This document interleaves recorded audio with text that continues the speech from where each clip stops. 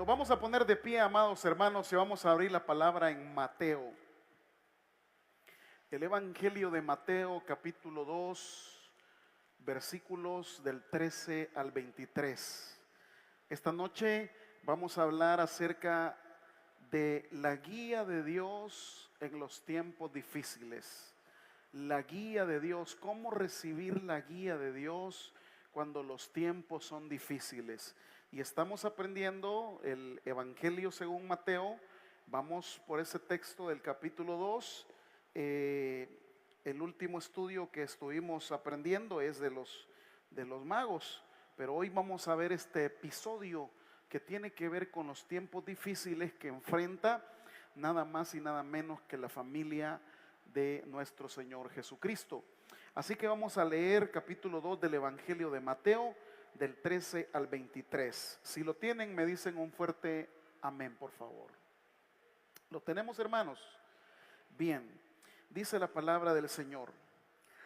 Después que partieron ellos, he aquí, un ángel del Señor apareció en sueños a José y dijo: levántate y toma al niño y a su madre y huye a Egipto y permanece allá hasta que yo te diga, porque acontecerá que Herodes buscará al niño para matarlo. Y él, despertando, tomó de noche al niño y a su madre y se fue a Egipto y estuvo allá hasta la muerte de Herodes, para que se cumpliese lo que dijo el Señor por medio del profeta, cuando dijo: de Egipto llamé a mi hijo. Herodes entonces, cuando se vio burlado por los magos, se enojó mucho y mandó matar a todos los niños menores de 2 años que había en Belén y en todos sus alrededores, conforme al tiempo que había inquirido de los magos. Entonces se cumplió lo que fue dicho por el profeta Jeremías, cuando dijo: voz fue oída en Ramá, grande lamentación, lloro y gemido, Raquel que llora a sus hijos y no quiso ser consolada porque perecieron. Pero después de muerto Herodes, he aquí un ángel del Señor apareció en sueños a José en Egipto diciendo: levántate, toma al niño y a su madre y vete a la tierra de Israel, porque han muerto los que procuraban la muerte del niño. Entonces él se levantó y tomó al niño y a su madre y vino a tierra de Israel. Pero oyendo que Arquelao reinaba en Judea en lugar de Herodes su padre, tuvo temor de ir allá, pero avisado por revelación en sueños, se fue a la región de Galilea. Y vino y habitó en la ciudad que se llama Nazaret, para que se cumpliese lo que fue dicho por los profetas, que habría de ser llamado Nazareno. Vamos a orar. Padre, rogamos la asistencia de tu Espíritu para que puedas instruirnos en tu palabra, que podamos aprender esta noche cómo encontrar la guía en los tiempos difíciles que enfrentamos. Tal como enfrentó los tiempos difíciles José, María, la familia acá en la tierra de nuestro Señor Jesucristo, a veces nos encontramos con grandes dificultades y lo que más anhelamos es tu guía, es tu dirección. Ayúdanos, Señor, porque todo te lo pedimos en el nombre de Cristo Jesús. Y todos decimos amén. Tomen asiento, mis amables hermanos. Decir de este pasaje nada más de manera literaria que aquí en el Evangelio de Mateo, cuando usted lo estudia junto con el libro de Éxodo, va teniendo un paralelo muy hermoso. Es decir, lo que el Evangelio de Mateo pretende decir es que Jesús es el nuevo Moisés. Y por eso la estructura en la que está compuesta el Evangelio de Mateo irá diciéndonos casi que calcado lo que dice el Éxodo. Claro, con un nuevo personaje. Si en el Éxodo fue Moisés, en el Evangelio de Mateo será Jesús. Y hoy específicamente estudiamos el pasaje que tiene que ver con la matanza que Herodes hace a todos los niños, porque no quería que hubiese alguien más que fuera un rey que no fuera él. Al leer entonces el Evangelio de Mateo capítulo 2, solo podemos pensar en Éxodo. Y en Éxodo también ocurrió algo semejante, que el faraón mandó a matar a todos los niños hebreos, porque ya no quería que los hebreos se siguiesen multiplicando y que alguien se pudiese proclamar como el rey de los hebreos y que hubiese una revuelta. Así, de esta manera entonces está estructurada los textos tanto del Éxodo como también de Mateo. No tengo el tiempo también para poder ver con ustedes el paralelo que hay con Apocalipsis, pero son figuras literarias, son principios básicos con que la revelación de la Escritura está así diseñada. Esta noche, cuando vemos este pasaje del 13 al 23 del capítulo 2 de Mateo, nos podemos dar cuenta que la fe, amados hermanos, no es una línea recta que está libre de problemas. La fe a menudo es un camino lleno de desvíos inesperados, cosas que van surgiendo en el camino, amenazas difíciles de enfrentar que uno se pregunta, ¿y ahora qué estoy pasando? ¿Y ahora por qué esto? ¿Y ahora por qué lo otro? Si tan bien que estoy haciendo las cosas, si por qué me esmero por esto y me esmero por lo otro y surgen cosas que yo no puedo controlar.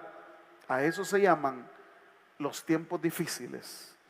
Y esta noche al leer este pasaje vemos ni más ni menos que a la familia de nuestro Señor Jesucristo, es decir, José y María, que están enfrentando la persecución porque el niño Jesús corre el peligro de que lo asesinen.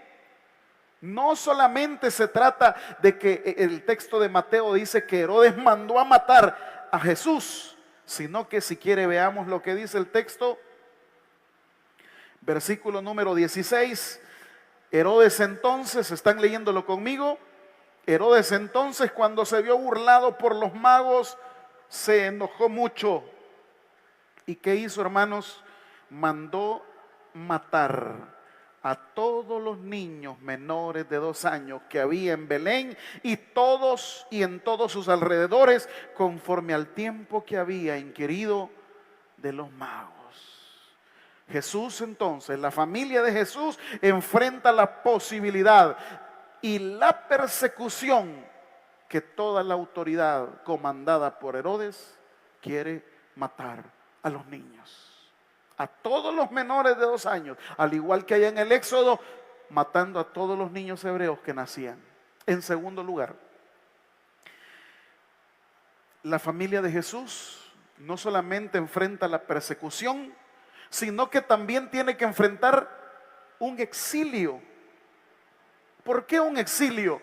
Porque van a transportarse de su ciudad, Nazaret, se van a transportar a Egipto, un país que no conocen, unas costumbres que ellos no saben absolutamente nada de ellas, más que solo lo que se habla de manera general así en su cultura. Enfrentan persecución, enfrentan exilio y en tercer lugar, enfrentan el miedo. ¿Qué vamos a hacer? Tanto que nos costó tener este niño, nació en un pesebre, el problema que se dio. ¿Y dónde está Dios?, se pregunta José. ¿Dónde está Dios si tengo persecución? ¿Dónde está Dios si tengo que ir a Egipto? ¿Dónde está Dios si tengo miedo a lo que puede pasar? Esas preguntas son las que a veces nosotros nos hacemos. Sin embargo, el texto esta noche nos va a responder de que no importa lo difíciles que sean los tiempos en que estemos pasando. Oiga bien esto, iglesia, la guía de Dios siempre está con nosotros, conduciéndonos y llevándonos al lugar que Él tiene preparado para nuestra bendición. Esta meditación nos va a enseñar cómo debemos responder cuando nuestros planes, Se ven alterados por circunstancias que nosotros no podemos controlar. ¿Podía José, junto con su niñito Jesús y su mujer María, podía hacer algo contra toda la autoridad romana? ¿Podía hacer algo? No. No podía hacer absolutamente nada. No podía enfrentarlos. Por lo tanto, veamos esta noche entonces, ¿qué es lo que hizo José para recibir la guía de Dios en los tiempos difíciles? ¿Y qué es lo que nosotros también podemos hacer para recibir la guía de Dios para esos momentos difíciles? Por eso esta noche yo quiero hablar de 3 cosas. Estas 3 cosas tienen que ver con recibir esa guía en tiempos difíciles. ¿Qué es lo que hizo José? ¿Y qué es lo que nosotros también podemos hacer? Esas 3 cosas que voy a hablar esta noche son, la primera de ellas tiene que ver la obediencia ante las crisis. ¿Qué hizo José, amados hermanos? Fue obediente ante una crisis. ¿Qué vamos a hacer nosotros? Ser obedientes ante nuestras propias crisis. La segunda cosa que vamos a aprender en el texto es, ¿cuál es el propósito en medio del sufrimiento? Nosotros no comprendemos. Por eso dice la Biblia, mis pensamientos no son vuestros pensamientos, ni mis caminos son tus caminos. ¿Cuál es el propósito en medio del sufrimiento? Es decir, en medio de la desesperación, en medio del quebranto, en medio de esas mujeres que lloran ahí en el versículo 18, la mano de Dios también está, hermanos. Porque para Dios no se le escapa absolutamente nada del ámbito humano. Así sea que sean cosas difíciles, Dios se glorifica en su necesidad y en mi necesidad. Y la tercera cosa que vamos a aprender de cómo recibir esa guía divina es la sensibilidad a la voz de Dios. ¿Cómo yo puedo ser sensible a lo que Dios me está diciendo, me está indicando, me está hablando? Por eso el Evangelio de Juan dice, mis ovejas oyen mi voz y me obedecen. Pero ¿cómo oír la voz de Dios? Veamos entonces estas 3 cosas que nos van a ayudar a recibir la guía de Dios en los momentos difíciles. La primera, que tiene que ver con la obediencia ante la crisis, se encuentra en los versículos 13 y 14. Leámoslos por favor y después vamos a ir extrayendo del texto bíblico y sacando elementos prácticos. ¿Tienen el 13 conmigo? Fíjese que lo primero, antes de leerlo, quiero decir que cuando el peligro se asoma, cuando el peligro está latente allí, en José, en María, en el niño Jesús, fíjese que José no responde con miedo, no responde con pánico, sino que José actúa, pero actúa no con sus propios deseos, sino que actúa escuchando la voz de Dios. A veces en los tiempos difíciles lo que más nos sofoca es la desesperación. Y sabe usted una cosa, cuando usted se desespera en los tiempos difíciles, en lugar de encontrar la salida, se hunde más en su problema. Por eso, al igual que José, tranquilícese. No se llene de pánico y espere que Dios le indique qué es lo que va a hacer. Si usted de momento se queda sin trabajo, si usted de momento pierde un negocio, si usted de momento tiene una dificultad, tranquilícese, recapacite, espere, no se sofoque. ¿Sabe por qué no nos debemos de sofocar? Porque todos estamos en las manos de Dios, hermanos. Así que espere. Pero a veces el miedo, la desesperación nos hace hacer locuras. Nos hace cometer los peores errores y las peores decisiones de nuestra vida. Veamos en el 13 y 14 cómo José fue obediente ante su dificultad, cómo José fue obediente ante la crisis. Y vea usted cómo dice el pasaje: después que partieron ellos, he aquí un ángel del Señor apareció en sueños a José. Y vea la primera frase: cómo es que Dios comienza a hablar, cómo es que Dios comienza a responder. Cuando usted se encuentra en crisis, cuando usted se desespera, la Biblia dice: clama a mí y yo te responderé. Aquí está la prontitud, aquí está la primera dirección de Dios para José y para nosotros. Dice la frase del versículo 13: apareció en sueños a José y le dijo: levántate. ¿Está leyendo eso conmigo? Toma al niño y a su madre. Una instrucción clara: te vas a levantar, vas a salir de donde yo te estoy diciendo, vas a tomar al pequeñito y vas a tomar a su madre. ¿Qué podemos aprender de esto, amados hermanos? ¿Cómo José fue obediente ante la crisis? Mire usted, no le dice el Señor qué es lo que va a pasar en los siguientes meses. No le dice el Señor qué es lo que va a pasar en los siguientes años. ¿Qué le dice el Señor? Levántate, toma al niño y a su madre, nada más. Nosotros a veces queremos que Dios nos defina la agenda.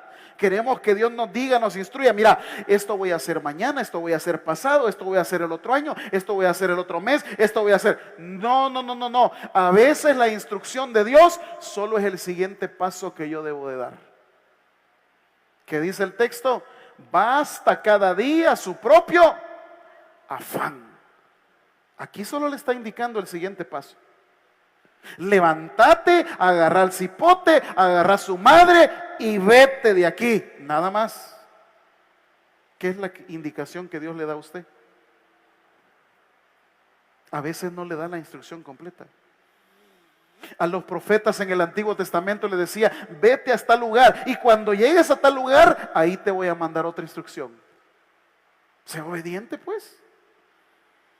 Es que si yo no tengo claridad, entonces no. Obedezca el llamado de Dios, que primero le está diciendo: hace esto, porque después que hagas esto, Dios te va a dar el siguiente paso y el siguiente paso y el siguiente paso, porque hay cosas que tú no comprendes. Es como cuando un médico lo va a tratar a usted. Los médicos solo le dicen las cosas básicas. No, mire, en la siguiente consulta vamos a hacer esto y vamos a hacer lo otro. Y después vamos a ir viendo de aquí a un mes, y después vamos a ir viendo en 15 días, y después vamos. No, es que ahorita dígame qué es lo que me va a hacer. Vamos paso a paso. No le dice: mire, le voy a rajar el estómago, le voy a sacar las tripas, le voy a hacer esto, porque ya no llega usted a la siguiente consulta. Por eso a mí me encanta aquella alabanza que dice: un día a la vez, mi Cristo, mañana quizá no vendrá. Ayúdame hoy, yo quiero seguir un día la instrucción que Dios me da. Le dice a José: levántate, toma al niño y a su madre. Segunda cosa, primero es la prontitud a lo que debe de hacer José. Y no le dice todo el plan, solo le dice: levántate. La segunda cosa, mire lo que dice el versículo: levántate, toma al niño y a su madre y huye. ¿A dónde le dice? ¿Y por qué no lo mandó que huyese a Siria? ¿Y por qué no lo mandó que huyese a algún otro lugar? Si en la mentalidad de los hebreos, en la mentalidad de los judíos, Egipto siempre ha sido sinónimo de que son enemigos. Egipto siempre representó para la colectividad cultural y mentalidad del judío, siempre representó ser los enemigos que lo mantuvieron por más de 400 años esclavizados. ¿Y a dónde manda el Señor a José? Dice el texto bíblico. ¿Huye a dónde? a Egipto. Significa a un lugar extraño. ¡Qué locura! ¿Qué está haciendo el Señor? Viendo si José y viendo si nosotros somos sumisos al proceso que quiere hacer en nuestras vidas. ¿Se acuerdan ustedes de Agar? La esclava con la que Abraham tuvo a su hijo Ismael. Se va huyendo de la casa y allá en el desierto, ¿cuál es la indicación que Dios le da? ¿Cuál es? Regresa a la casa. Es como para jalarse el pelo y decir, mejor me muero en el desierto. Pero no. Lo que Dios quiere saber es si nosotros somos sumisos y somos humildes a someternos al proceso que Él tiene preparado. Porque cuando Dios comienza a trabajar con nosotros, una de las cosas que trabaja es el orgullo. ¿Se imaginan José? ¿Cómo es posible que el Señor me diga que vaya a buscar ayuda? ¿A dónde? A Egipto. ¡Qué locura! Pero amados, no debemos de preocuparnos cuando Dios nos manda a ir a un lugar extraño. Porque la obediencia significa muchas veces dejar nuestra comodidad, la comodidad de Nazaret, la comodidad de los vecinos, la comodidad de toda la gente que conocía a José. ¿Para qué? Para conducirnos a Egipto. Es cierto, Egipto es peligroso, pero no hay que preocuparse porque Dios nos va a sostener y nos va a cuidar de cualquier dificultad. ¿Qué es lo único que quiere Dios? Obediencia ante la crisis, y esa obediencia ante la crisis tiene que ver recibir la instrucción un día a la vez. Segundo, someterme al proceso. Tercero, mire lo que dice el versículo 14, y él despertando no esperó que fuese la mañana. ¿En qué momento dice que se levantó para irse para Egipto? ¿Tomó de qué? De noche al niño y a su madre y se fue a Egipto. Es decir, él obedece y lo hace de manera rápida. No espera, no tiene demoras. A veces, cuando nosotros obedecemos de manera tardía, esa tardanza se convierte en desobediencia. Porque sabe una cosa, hermanos, nosotros debemos de actuar cuando Dios nos dice que actuemos. Eso es obediencia en medio de la crisis. Si quizás nosotros hubiésemos sido José, en ese momento quizás hubiéramos dicho, ay, que duerma mejor un ratito el niño, mañana de madrugada me voy, tempranito me salgo para Egipto. No, solo se levantó en la noche y yo no sé si María estaba lista o qué, y agarró sus matates y vámonos. Porque cuando Dios te envía a hacer algo, lo tienes que hacer sin demora. Esa es la obediencia en medio del proceso, en medio de la crisis. Y ahí, cuando nosotros somos obedientes en medio de las crisis, es cuando Dios comienza a darnos la guía. Si yo no soy obediente en mi crisis, Dios difícilmente me va a guiar, porque yo estoy conduciéndome por el camino que yo considero. ¿Se imagina usted? Y yo así pienso, ¿no? Herodes anda buscando al niño Jesús. Herodes anda buscando a esa familia de hebreos que tienen a ese niño que dicen que es el rey de los judíos. Muy bien. ¿Cuál es el último lugar que se le hubiera ocurrido a Herodes ir a buscar a Jesús? ¿Cuál es el último lugar? Egipto. Entonces, a veces nosotros no dimensionamos las cosas de Dios, pero aunque nosotros no sepamos nada, tenemos a un Dios que lo sabe todo, y ese es nuestro Rey de Reyes y Señor de Señores, hermanos. Bien, La segunda cosa para que Dios nos guíe, la primera es la obediencia en las crisis. La segunda cosa es el propósito en medio del sufrimiento. Vean el versículo 15 al 18 como dice la Escritura. Y estuvo allá hasta la muerte de Herodes, para que se cumpliese lo que dijo el Señor por medio del profeta cuando dijo: de Egipto llamé a mi hijo. Herodes entonces, cuando se vio burlado por los magos, se enojó mucho, mandó a matar a todos los niños menores de 2 años que había en Belén y en todos sus alrededores, conforme al tiempo que había inquirido de los magos. 17. Entonces se cumplió lo que fue dicho por el profeta Jeremías cuando dijo: voz fue oída en Ramá, grande lamentación. ¿Qué más hubo, iglesia? Lloro y gemido. Raquel que llora a sus hijos y no quiso ser consolada porque perecieron.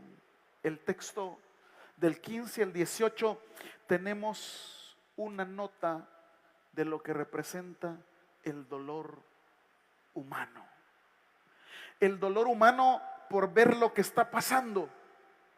Qué tragedia más, dantesca. Qué difícil ver este escenario en donde todos los niños menores de 2 años fueron asesinados por Herodes.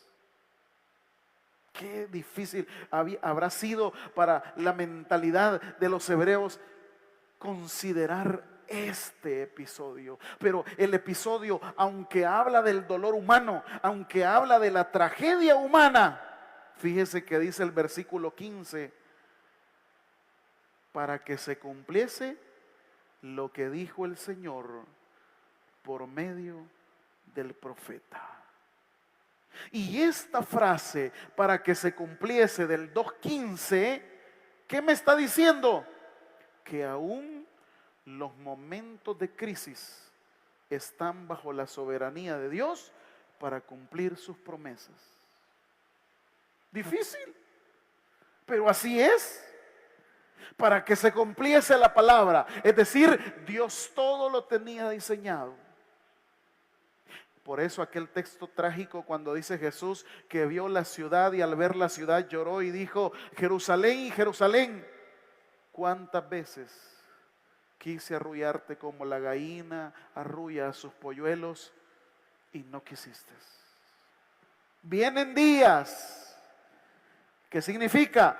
Aunque sean momentos difíciles, amados hermanos, todos están bajo la soberanía del Dios Todopoderoso para que se cumplan sus promesas, aunque no las comprendamos. Ahora bien, lo que no debemos de hacer en estos momentos, en este momento de definir el propósito de Dios, vea usted el versículo número 18: voz que fue oída en Ramá, y hay 3 palabras: lamentación, lloro, gemido. Raquel que llora a sus hijos, pero aquí viene el mensaje de Dios para nosotros: y no quiso ser consolada. Claro, no tengo el espacio para explicar a qué se está refiriendo este episodio, que también está en Jeremías capítulo 31, porque esto no es una clase teológica. Solo quiero destacar el principio que está aquí. El principio que tiene que ver con que la gente lamenta, la gente llora, la gente gime porque está viendo lo que está ocurriendo.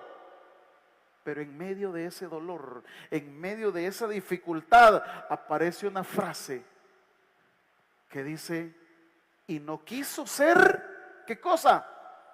Consolada. Dios nos ha mandado a un consolador para que esté con nosotros todos los días hasta el fin. Pero a veces, al igual que Raquel es el nombre que habla de la nación de Israel. cuando hace una reflexión de Raquel que llora a sus hijos, es todas las matanzas que hubo en Israel y ella está llorando, pero ella no se da cuenta que Dios no es el culpable de eso. Los que desobedecieron a Dios fue el pueblo de Israel. Y lo que debería de hacer la nación de Israel y lo que debemos de hacer nosotros en los momentos de dificultad es buscar el consuelo, no en los hombres, no en las mujeres, buscar el consuelo en el Rey de Reyes y Señor de Señores. ¿Sabe por qué? Gloria al Señor, denle un fuerte aplauso. Las lágrimas son el resultado de un mundo caído, de un mundo que está destruido y de un mundo que vive de peor en peor, en peor, en peor. Hermanos, el mundo está deteriorado. El mundo hace que cada día haya más lágrimas, que cada día haya más hambre, que cada día haya más injusticia, que cada día haya más dolor. Sí, hay lágrimas, de acuerdo. Pero las lágrimas no son el final de la historia, porque la última palabra siempre la tiene y la tendrá el Rey de Reyes y Señor de Señores. Entonces, cuando hablamos del propósito en el sufrimiento, estamos hablando que debemos de ser consolados por Dios. Estamos hablando de que debemos llevarle a Él nuestras enfermedades, nuestros problemas, nuestros dolores, porque nadie más puede comprender sus lágrimas que Dios Todopoderoso. La gente quizá por un ratito puede decirle, ay, pobrecito, pero la gente no va a hacer nada por usted, mi hermano. La gente así es. Vivimos en un mundo tan egoísta, porque el mundo en el que vivimos solo se trata de cada quien sálvese quien pueda. Pero Dios no es así. Dios ve las lágrimas, Dios ve la lamentación y no se queda de brazos cruzados. Dios siempre tiene un consuelo, no importa el sufrimiento que usted esté pasando. En el texto, cuando dice el versículo 16, Herodes entonces, cuando se vio burlado por los magos, se enojó mucho y mandó a matar a todos los niños menores de 2 años. Ahí el plan de Herodes quiere destruir el plan de Dios. Porque el plan de Dios era mandar a su hijo para que este niño sea el salvador del mundo. Y es cierto, el plan de Herodes hizo que muchas madres israelitas llorasen. El plan de Herodes hizo por un momento que el dolor arreciara en el pueblo. Pero ese dolor fue temporal. A veces tenemos Herodes en nuestras vidas. Cosas o personas que quieren destruir el plan de Dios. Pero esta noche Dios nos manda a decir, hermanitos, Herodes puede causar un dolor temporal, pero nunca ningún Herodes de la historia, del pasado ni del presente pueden anular el propósito de Dios para cada una de nuestras vidas. Ya desaparecerá Herodes como desapareció aquí. Así que cuando hablamos del propósito en medio del sufrimiento, estamos hablando de que se cumple su palabra. Estamos hablando en segundo lugar de que Dios comparte nuestro dolor consolándonos, y Dios también nos dice que Herodes tiene un poder, pero ese poder es chiquito. Pero arriba de todo ese poder y de todos los poderes de maldad está el poder del Rey de todos los reyes y el Señor de todos los señores. En último lugar, porque ya el tiempo casi se me fue, veamos cómo fue la sensibilidad de José a la voz de Dios. Versículo 19 al 23 nos dicen, pero después de muerto Herodes, ya no tiene José que estar esperando en Egipto. Es decir, ha finalizado el ciclo de espera. Ya estuvo el tiempo que él tenía que estar en Egipto.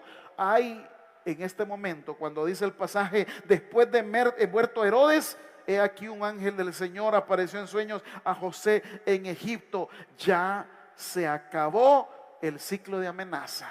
Hermanitos lindos, los dolores van a estar un momento, un ciclo, un periodo, pero todos los males, como dice el adagio popular, no hay mal que dure 100 años, ni cuerpo que lo resista.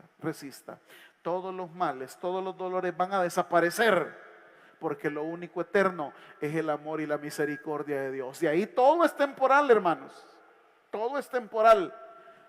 Y aquí, cuando hablamos de la sensibilidad a la guía divina, estamos hablando de que, imagínense, ya José ya se había adaptado en Egipto. Ya estaba estudiando el niño Jesús en una escuela de Egipto, el kindergarten. Ya comían la comida de Egipto. Pero cuando hablamos de la sensibilidad es moverse. Solo fue un tiempo que Dios me mandó aquí. Tengo que irme otra vez para donde Él me mande. En otro hubiese sido José. Ay, ¿para qué? Yo ya estoy viejo, regresar otra vez a Nazaret. Si aquí me costó buscar trabajo, me costó tener una empresa, me costó esto. Necesitas irte. El Señor sabe cuándo ha cerrado el ciclo de amenaza. Versículo 22, mire usted cómo Dios se manifiesta. Versículo 22 dice, pero oyendo que Arquelao reinaba en Judea en lugar de Herodes su padre, miren lo que tiene José, tuvo temor de ir allá. Aquí Dios está usando el sentido común y la prudencia de José. Que tuvo, dice el texto en el 22, que tuvo José, tuvo temor de ir allá. Porque dijo, no hombre, todavía hay gente que conoció a Herodes y saben que a mi hijo lo querían matar porque él es el rey de los judíos. ¿Cómo le habló Dios? Y por eso estamos hablando de la sensibilidad. Le habló por el sentido común. Pero no solo por eso, hermanos. Miren, dice el versículo 22, que aparte de tener temor de ir allá, pero también fue avisado. ¿Por qué dice el texto? Por revelación en sueños. Y se fue a la región, ¿de dónde? De Galilea. Dios confirma. Primero, cuando Él te está dando una orden, te lo confirma tu sentido común y después Él te lo confirma a través de algo. Yo no sé, puede ser sueño, puede ser la palabra que Dios te mande a través de una persona, puede ser a través de una alabanza, puede ser a través de un sermón. Él te va a confirmar lo que tienes y lo que debes de hacer en el momento que lo debes de hacer. Y para terminar, versículo 23. Y vino y habitó, dice el texto, en la ciudad que se llama, ¿cómo se llama? Nazaret, para que se cumpliese lo que fue dicho por los profetas, que habría de ser llamado Nazareno. ¿A dónde terminó el niño Jesús? En Egipto. ¿A dónde terminó? Dice, en Nazaret. Lo que al principio del pasaje parecía que Jesús terminaría en Egipto, que José terminaría en Egipto, que María terminaría en Egipto, solo fue un desvío por la seguridad de ellos. Pero en realidad Dios ya tenía destinado el lugar de donde iba a estar viviendo Jesús. ¿Cómo se llamaba ese lugar? Dice el texto, Nazaret. Pregunta, ¿y José se opuso a ese plan? ¿Por qué no? Porque fue sensible a la voz de Dios. Amados, esta noche, cuando hablamos de recibir la guía en tiempos difíciles, ¿cómo recibir esa guía, pastor? Siendo obediente en medio de mi crisis, sabiendo que Dios tiene un propósito en medio de mi sufrimiento, y tercero, siendo sensible a la voz de Dios. La historia de la huida a Egipto nos enseña de que Dios no nos libra de las tormentas, pero sí nos guía a través de ellas. José fue un hombre que supo escuchar, un hombre que supo confiar y un hombre que supo moverse. Al igual que él, podemos descansar, hermanitos, que aunque los Herodes de nuestras circunstancias intenten detenernos, si caminamos en obediencia, llegaremos exactamente al lugar donde Dios quiere que seamos bendecidos. De nosotros depende entonces recibir la guía de Dios o desecharla. El que tiene oídos para oír, que oiga. Vamos a orar en esta noche. Padre,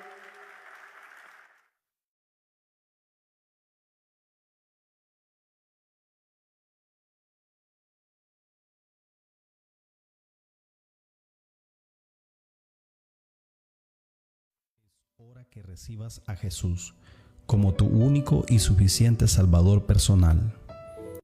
Hazlo de la siguiente manera. Señor Jesús, yo te recibo hoy como mi único y suficiente Salvador personal. Creo que eres Dios, que moriste en la cruz por mis pecados y que resucitaste al tercer día. Me arrepiento, soy pecador, perdóname, Señor. Gracias doy al Padre por enviar al Hijo a morir en mi lugar. Gracias, Jesús, por salvar mi alma hoy. En Cristo Jesús, mi Salvador. Amén. Si has hecho la oración con todo tu corazón, te damos la bienvenida a la familia de la fe. La Biblia dice en Juan capítulo 1, versículo 12, mas a todos los que le recibieron, a los que creen en su nombre, les dio la potestad de ser hijos de Dios.